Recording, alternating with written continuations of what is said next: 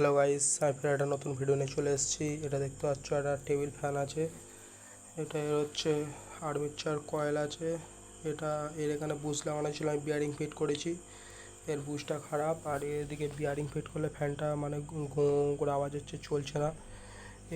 এখানে একটা কটন মতন দেওয়া আছে, এখানে তেল দিলে বুশটা আর গরম হবে না ও ফ্যানটা খুব ভালো চলবে। বুঝতে পেরেছি গাইস, যাদের ফ্যান যদি এরকম আওয়াজ হয় বা গুঁ করে তাহলে একটুখানি খুলে এই বুশটাকে, এই হচ্ছে বুশ। আমার এখানে লেখা আছে হচ্ছে 212 লেখা আছে, যদিও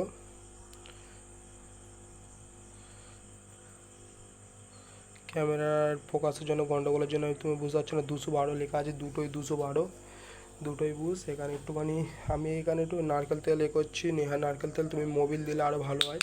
আমার কাছে যেটা পেয়েছি সেটা কেন মোবিল শেষ হয়ে গেছে। যদি ভিডিওটা ভালো লাগে তাহলে প্লিজ লাইক শেয়ার কমেন্ট করো, চ্যানেলটাকে সাবস্ক্রাইব করো। অনেকদিন বাদে ভিডিও ছাড়ছি গাইস, প্লিজ চ্যানেলটাকে সাপোর্ট করো। ধন্যবাদ।